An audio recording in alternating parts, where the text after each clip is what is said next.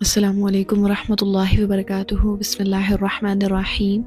آج ہم انشاءاللہ بات کریں گے سورۃ البقرہ کی آخری آیات کی اور سورہ بقرہ کی فضیلت دیکھیں گے۔ بسم اللہ الرحمن الرحیم۔ حدیث میں آتا ہے کہ یہ جو سورۃ البقرہ ہے یہ قرآن کی کوہان ہے، یعنی کہ سب سے بلند سورت ہے۔ اس سورت کے ساتھ ایک ایک آیت کے ساتھ 80 فرشتے نازل ہوتے تھے۔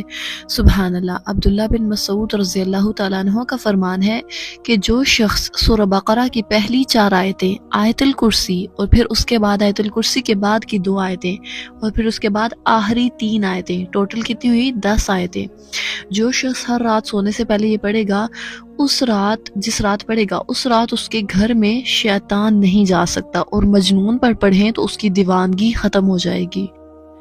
باقی سارے کا سارا قرآن اللہ تعالیٰ نے لوح قرآن میں محفوظ کیا تھا، لیکن یہ جو 2 آیتیں ہیں سورہ بقرہ کی آخری 2 آیات، آمن الرسول بما انزل، یہ 2 آیتیں عرش کے نیچے کے خزانے سے ہیں۔ عرش سب سے اوپر ہے، سب سے بلند جگہ پر، اس کے اوپر اللہ تعالیٰ ہیں، تو کتنی بلندی سے آیات آئی ہیں نا یہ، سبحان اللہ۔ سدرۃ المنتہا 7 آسمان میں ہے۔ یہاں پر جب آپ صلی اللہ علیہ وسلم پہنچے تھے واقعہ معراج پہ، تو وہاں 3 تحفے دیے گئے تھے، نماز، سورہ بقرہ کی آخری آیات، اور تیسرا تحفہ یہ تھا کہ اے نبی جو انسان توحید پر رخصت ہوگا نا، توحید پر اس دنیا سے جائے گا، اللہ تعالیٰ اس شخص کو بخش دیں گے۔ سبحان اللہ۔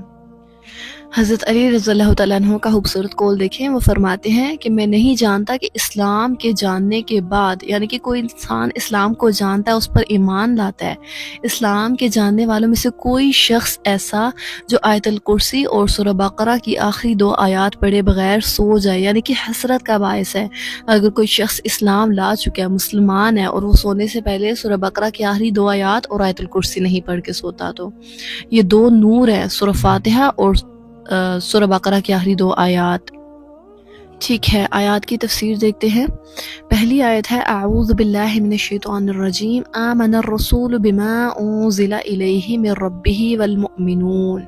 ایمان لائے رسول اور اس پر جو نازل کیا گیا، ایمان لائے رسولوں پر اس پر جو نازل کیا گیا اور ان کے رب کی طرف سے، قرآن اور حدیث میں جو بھی ہمارے پاس وحی ہوتی ہے نا، قرآن کے علاوہ جو حدیث کی وحی ہوتی تھی آپ صلی اللہ علیہ وسلم کو، اس کو کہتے تھے وحی خفی، تو اس پر بھی ایمان لائے، اور جو اللہ تعالیٰ نے ڈائریکٹ قرآن کے ذریعے آپ صلی اللہ علیہ وسلم پر وحی کی، اس پر بھی ایمان لانا۔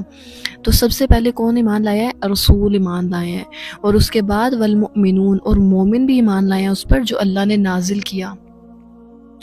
اچھا، تو یہاں پر کیا کہا گیا کہ مومن بھی ایمان لائے ہیں اس پر جو اللہ نے نازل کیا، یعنی کہ اللہ تعالیٰ نے قرآن بھی اللہ تعالیٰ نے ہی نازل کیا ہے، اور وحی میں بھی جو بھی آپ صلی اللہ علیہ وسلم احادیث میں ہمیں بیان فرماتے ہیں وہ بھی اللہ تعالیٰ کی طرف سے ہی وحی کی جاتی تھی۔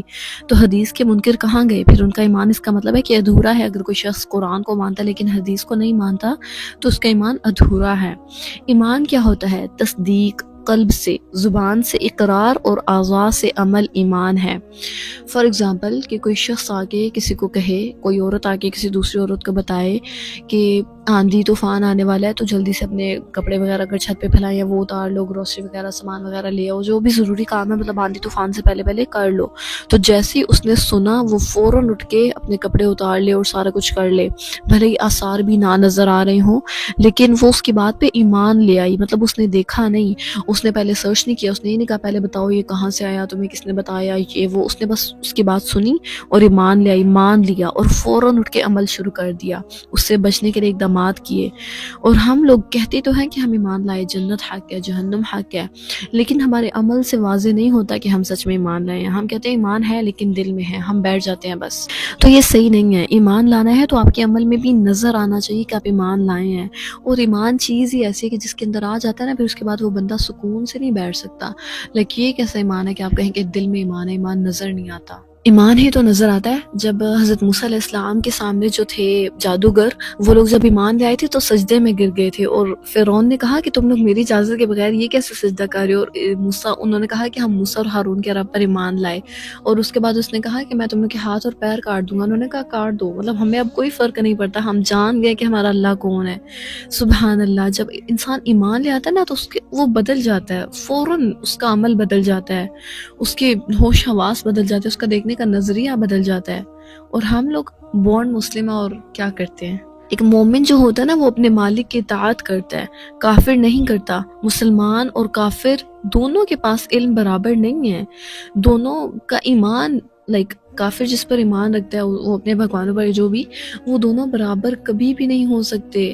نوح علیہ السلام کا بیٹا کافر تھا، ایمان شعوری ہونا چاہیے، اور اللہ تعالیٰ کو کسی سے کوئی نہیں ہے کہ مطلب اگر کوئی کسی کا رشتہ دار ہے تو اس کے ساتھ ذرا کر لیا جائے کہ کوئی کسی کی نسل میں سے ہے یا کوئی بنی اسماعیل میں سے ہے، کوئی بنی اسرائیل میں سے ہے، جو بھی نیک عمل کرے گا اس کے لیے اچھا صلہ ہے، اور جو بھی برے عمل کرے گا بھلے ہی وہ آپ صلی اللہ علیہ وسلم کا امتی ہی کیوں نہ ہو، اللہ تعالیٰ الحق ہے اور العدل ہے، وہ انصاف کے ساتھ فیصلے کرنے والا ہے۔ کل آمن باللہ وملائکتہ وکتبہ ورسلہ، اور سب کے سب ایمان لائے اللہ پر، فرشتوں پر، کتابوں پر اور رسولوں پر، یعنی کہ یہ ساری ایسی چیزیں ہیں جو ہم نے نہیں دیکھی، نہ ہم نے فرشتے دیکھے ہوئے ہیں، نہ ہم نے کتاب ہمارے پاس ہے وہ ہم نے دیکھی ہے الحمدللہ، لیکن کوئی انسان یہ نہیں کہہ سکتا کہ یہ کتاب اللہ تعالیٰ کی طرف سے نہیں ہے۔ ایک مومن کا یہ مکمل بلیف ہے کہ یہ اللہ تعالیٰ کی طرف سے، اس کا کہا ایک ایک لفظ اللہ تعالیٰ کی طرف سے ہے۔ حق کا رستہ ایک ہی ہے، ہم یہ نہیں کہہ سکتے سارے ٹھیک ہیں باقیوں کو غلط نہ کہو، نہیں، صرف اور صرف ایک ہے حق کا راستہ۔ آگے بتایا گیا لا نفرق بین احد من رسلہ، اور ہم اس کے رسولوں میں سے کسی کے درمیان فرق نہیں کرتے۔ یہاں پر فرق کرنے سے مراد کہ ایمان لانے میں ہم کسی میں بھی فرق نہیں کرتے، کہ مطلب اگر جیسے کچھ یہود و نصارہ ہمارے نبی کو اگر نبی نہیں مانتے، رسول نہیں مانتے، تو ہم یہ نہیں کہہ سکتے کہ ان کے نبی بھی نبی نہیں ہیں۔ اگر وہ اللہ نہ کرے ہمارے نبی کی اگر انسلٹ کرتے ہیں یا ان کے بارے میں کچھ غلط کہتے ہیں، تو ہم نہیں کہتے کہ ہم ان کے رسول کے بارے میں غلط کہیں گے، نہیں، سارے رسول ہمارے لیے برابر ہیں، ہم سب پر ایمان لائے ہیں، ہم ان کی طرح نہیں ہیں، ہم سب کو ماننے والے ہیں۔ اور جو شخص اللہ پر ایمان لائے نا اس کا ریوارڈ دیکھیں، سورۃ الفصلت کی آیت نمبر 30 ہے، بے شک وہ لوگ جو کہتے ہیں ہمارا رب اللہ ہے، پھر ثابت قدم رہتے ہیں، پھر ادھر ادھر نہیں ہوتے، پھر اس چیز پر ثابت قدم رہتے ہیں، ان پر فرشتوں کا نزول ہوتا ہے کہ تم نہ ڈرو، نہ تم غم کرو، اور خوشیاں مناؤ اس جنت کی جس کا تم سے وعدہ کیا جا رہا ہے۔ سبحان اللہ۔ اللہ تعالیٰ کے جو پسندیدہ بندے ہوتے ہیں، جو اللہ تعالیٰ پر ایمان رکھتے ہیں، اللہ تعالیٰ انہیں فرشتوں کے ذریعے انہیں تسلیاں دیتے ہیں۔ اللہ تعالیٰ بہت بڑا ہے، سبحان اللہ، اور اس کی مخلوق بھی بہت بڑی ہے۔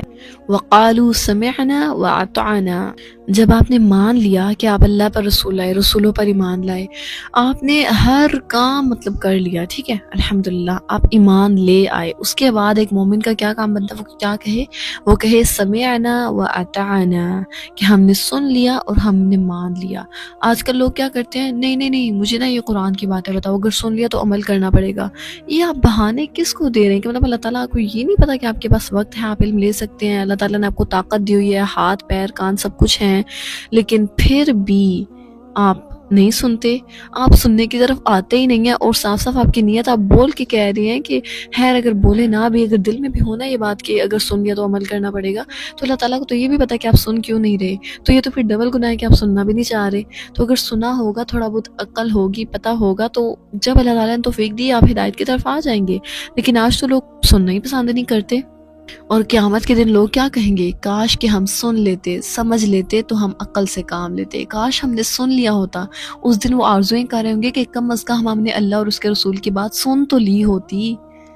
تو مومن کا طریقہ ہے سمعنا وَأَطَعْنَا، اور بنی اسرائیل نے کیا کہا تھا؟ سمعنا وَعَصَيْنَا، ہم نے سنا اور ہم نے نافرمانی کی۔ اللہ تعالیٰ کا کوئی بھی حکم آپ کو پتہ چلتا آپ نے کیا کہنا ہے؟ سمعنا وَأَطَعْنَا، کہ ہم نے سنا اور ہم نے اطاعت کی، بھلے ہی وہ ہمارے نفس کو کتنا بھی گراں گزرے، بھلے ہی وہ حکم اس پر عمل کرنے سے ہمارے معاشرے کے لوگ، ہمارے گھر کے لوگ ہمارے خلاف کھڑے ہو جائیں، پھر بھی میرے رب کا حکم آ جائے تو میں نے وہ کرنا ہے۔ غفرانکا غفرانکا، آگے فرمایا کہ اللہ ہمیں بخش دے، سمعنا وَأَطَعْنَا کے بعد بھی ہم سے غلطی ہو سکتی ہے، تو ہمیں تھام لینا۔ اتنی پیاری آیت ہے اگلی، لا یکلف اللہ نفسا الا وسعها، اور اللہ تعالیٰ کسی نفس پر اس کی طاقت سے زیادہ بوجھ نہیں ڈالتے۔ یہاں پر بوجھ کی بات ہو رہی ہے، ذمہ داریوں کی بات، ظلم کی بات نہیں ہو رہی۔ آپ ان ذمہ داریوں کو ظلم نہ سمجھے، کیونکہ اللہ تعالیٰ نے ایک اور جگہ پر قرآن میں فرمایا ہے ان اللہ لا یظلم مثقال ذرۃ، اللہ تعالیٰ کسی جان پر ذرہ برابر بھی ظلم نہیں کرتا۔ تو یہ جو اللہ تعالیٰ چھوٹی چھوٹی آزمائشیں ہمیں دیتا ہے نا، وہ بھی ہمارے ہی فائدے کے لیے ہوتی ہیں۔ وہ جو چھوٹی چھوٹی ذمہ داریاں ہم پر ہوتی ہیں نا، مطلب ہر سینس میں اس کو لے لے، ذمہ داری لے لے، آزمائش لے لے، کہ اللہ تعالیٰ ہماری طاقت سے زیادہ ہم پر کچھ بھی نہیں ڈالتا۔ کبھی کبھی ہمیں لگتا ہے کہ بھئی یہ چیز اسے تو میں بودر کر ہی نہیں سکتی، یہ کیسے آ گئی. لیکن اللہ تعالیٰ جانتے ہیں کہ آپ کے لیے کیا بہتر ہے کیا نہیں، آپ کس چیز کو کس چیز کا برڈن اٹھا سکتے ہیں، کس چیز کا نہیں. ہمیں لگ رہا تھا کہ بس اب تو ہم گئے، اب تو موت ہے، مطلب اس آزمائش کر کے تو کچھ ہے ہی نہیں. اللہ تعالیٰ نے آپ پر بھروسہ کیا، اللہ تعالیٰ آپ کو جانتے ہیں اور اللہ تعالیٰ آپ کو اس قابل سمجھتے ہیں کہ آپ یہ کام کر سکتے ہیں. حالانکہ ہمیں اپنی صلاحیتوں پر اتنا یقین نہیں ہے اور اتنا پتہ بھی نہیں ہے کہ ہماری صلاحیتیں کتنی ہیں، اور اللہ تعالیٰ دیکھیں اس کا علم دیکھیں کہ اس سے پتہ ہے کہ میرا بندہ اس مشکل سے نکل جائے گا، اس لیے وہ اس کو اس میں ڈال دا تاکہ اس کے درجات بلند کر سکے. سبحان اللہ. انہیں پتا تھا، اللہ تعالیٰ کو پتا تھا کہ کس رسول پر کیسی مصیبت ہونی چاہیے، ہر انسان پر کیسی مصیبت اللہ تعالیٰ نے بھیجی، کیونکہ اللہ تعالیٰ کو پتا ہے کہ وہ یہ کر سکتے ہیں. سلمین ایک صحابیہ ہیں، سبحان اللہ، ان کا ایمان اور ان کا صبر دیکھیں کہ ان کا بچہ فوت ہو گیا. ان کے شوہر باہر کہیں جنگ میں گئے ہوئے تھے، تو ان کا بچہ فوت ہو گیا. جب وہ واپس آئے تو انہوں نے اپنے شوہر کو بتایا نہیں کہ آپ کے بچے کی ڈیتھ ہو چکی ہے. انہوں نے اپنے شوہر سے رات بھر چھپائے رکھا، انہوں نے اپنے آپ کو پرفیوم کیا ان کے لیے، اور انہوں نے رات گزاری، اور پھر اس کے بعد صبح اٹھ کے بتایا کہ اگر آپ کو کوئی امانت دے تو پھر وہ واپس لینا چاہے تو آپ کیا کریں گے. تو انہوں نے کہا کہ میں اس کو واپس دے دوں گا، اس کی چیزیں اس نے واپس لے لی، اس میں کیا ہے، مطلب یہ تو کوئی بری بات نہیں ہے، یا پھر نہ ہی ہم نے اسے وہ چیز واپس کر کے کوئی احسان کیا ہے. دونوں طریقے سے وہ لینے والا بندہ ہی ٹھیک ہے کہ اس کی چیز سے اس نے لے لی. تو اس نے کہا کہ ہمارا بیٹا اللہ تعالیٰ کی امانت ہے اور اللہ تعالیٰ نے لے لیا.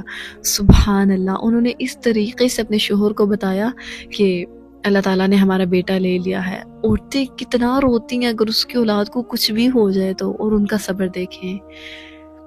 اسی طرح ہر لحاظ سے قیامت کے دن حساب بھی اللہ تعالیٰ اتنا ہی لے گا جتنی نعمتیں دی ہیں، جتنا ایک انسان کے بس میں تھا، جتنا وہ کر سکتا تھا. فار ایگزامپل آج اگر ایگزام ہو رہا ہے تو بچوں نے ٹیسٹ دیا، ایک بچہ فیل ہوا، ایک بچہ پاس ہوا، تو ٹیچر کی نظر میں تو بس یہی ہے کہ یہ نالائق ہے اس لیے فیل ہوا، یہ لائق ہے یہ پاس ہو گیا. لیکن ٹیچر کو نہیں پتا کہ نالائق بچہ بھی شاید پڑھ سکتا تھا، اس کے گھر میں کسی کی ڈیتھ ہو گئی تھی، اس کا کوئی مسئلہ چل رہا تھا، اس سے ڈپریشن تھا یا کوئی بھی مسئلہ تھا، اس وجہ سے وہ نہیں پڑھ سکا. لیکن اللہ تعالیٰ ہمارے حالات کے مطابق ہم سے سوالات پوچھیں گے، ہماری صلاحیت کے مطابق، کہ یہ کام کرنے کی تجھ میں صلاحیت تھی پھر بھی تو نے نہیں کیا، یہ کیوں نہیں کیا تو نے، جس کے لیے ہم قادر ہی نہیں تھی نا، جو ہم نہیں کر سکتے. اگر ہمارے پاس مال ہی نہیں ہے تو ہم نے صدقہ کیوں نہیں کیا، تو ہم سے سوال ہی نہیں ہونا نا. زکوٰۃ نہیں دی، زکوٰۃ تو فرض ہے، صدقہ تو نفلی ہے، تو اس کے لیے تو سوال ہی نہیں ہونا. تو اللہ تعالیٰ ایسا نہیں ہے کہ سارے لوگوں کو ایک ہی سٹینڈرڈ میں جج کرے. اللہ تعالیٰ کا انصاف بہت ہی کمال کا ہے. لہا ما کسبت وعلیہا ما اکتسبت. اسی کی جان کے لیے ہے جو اس نے کمایا، اور جو اس نے وبال کیا، جو اس نے کوئی برائی کی، وہ بھی اس کی اپنی ہی جان کے لیے. اکتسبت کا لفظ برائی کے لیے ہے، اور اکتسبہ زیادہ کوشش کرنی پڑتی ہے، یعنی کہ ایکسٹرا محنت کرنی پڑتی ہے. اس سے بتایا گیا کہ نیکی کرنا مشکل ہوتا ہے، لیکن ضمیر کو مارنا پڑتا ہے، اور جو گناہ ہوتا ہے نا وہ آسانی سے ہو جاتا ہے. اور اس کے بعد اعمال کا بتانے کے بعد کہ اچھے اعمال کرو تمہیں اس کا صلہ دیا جائے گا. اللہ تعالیٰ نے اتنی پیاری دعا ہمیں سکھا دی، ربنا لا تؤاخذنا ان نسینا او اخطأنا. دیکھیں اس رب نے ہمیں دعا مانگنا بھی سکھایا ہے، وہ قبول کرنا چاہتا ہے، اسی لیے تو وہ ہمیں دعائیں مانگنا بھی سکھاتا ہے. اگر اس نے قبول ہی نہ کرنی ہوتی تو وہ ہم سے کیوں کہتا ہے کہ تم یہ کہو، تم ایسے مجھ سے دعا مانگو. سورت کا اختتام اللہ تعالیٰ نے دعا سے کیا ہے، اے ہمارے رب ہمیں نہ پکڑنا ہماری بھول چوک پر. ہماری بھول چوک تو جانتا ہے، لیکن تو پھر بھی ہمیں نہ پکڑنا ہے. اے میرے اللہ تو معاف کر دے ہمیں. ربنا ولا تحمل علينا اسرا كما حملته. اسرا شریعت کے سخت احکامات. اے اللہ تو ہم پر ایسا بوجھ نہ ڈالنا جو ہم سے پہلوں پر ڈالا گیا. ہم سے پہلوں کے لیے نا احکامات مشکل تھے، جیسے نماز ایک اسپیسیفک جگہ پر ہی پڑھنی ہے، ہمارے لیے پوری زمین کو نماز کی جگہ بنا دیا گیا. ہفتے کے دن پورا دن کام نہیں کرنا ہمارے لیے، مطلب ہم نے کر سکتے ہیں، ہم جمعے کے دن میں ہمیں پورا دن، یہ نہیں ہے کہ دنیا کے کوئی بھی کام نہ کرو. اسی طرح کپڑوں کی ناپاکی کے حوالے سے انہیں وہ کپڑا کاٹنا پڑتا تھا، اور ہمیں بس دھو دیتے تو پاک ہو جاتا ہے. تو شریعت ابھی والی آسان ہے الحمدللہ. تو پہلے لوگوں پر زیادہ بوجھ تھے نا، تو اللہ تعالیٰ ہم سب پر رحم فرمائے. اور ایک حدیث میں آتا ہے کہ جبرائیل علیہ السلام نے آپ صلی اللہ علیہ وسلم سے فرمایا کہ جو آپ یہاں سے دعا مانگیں گے نا، اللہ تعالیٰ نے وہ عطا کر دیا. جو اس آیت میں مانگیں گے نا، جو یہ دعا مانگے گا یہ شخص جو اس آیت میں ہے، تو اللہ تعالیٰ نے اسے وہ عطا کر دیا. سبحان اللہ.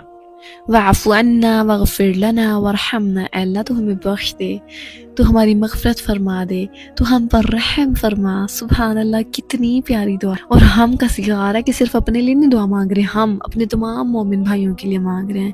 اے اللہ تو مجھے اس دن کی شرمندگی سے بچانا، ڈھانپ دینا میرے گناہوں کو، معاف کر دینا، مجھے جنت میں جگہ دے دینا۔ اور آگے میرا فیورٹ ورڈ ہے انت مولانا، انت مولانا۔ اے اللہ تو ہی تو ہمارا مولا ہے، اگر تو نے ہمارا ساتھ نہ دیا تو ہم کہاں جائیں گے اللہ تعالیٰ؟ میرا مولا تو ہی ہے۔ جیسے کسی کا کوئی صرف ایک دوست ہو نا، باقی پوری دنیا اس کے خلاف ہو، تو وہ اس سے کہتا ہے کہ میں تمہارے علاوہ کدھر جاؤں گا، تم ہی تو ہو میرے ساتھی۔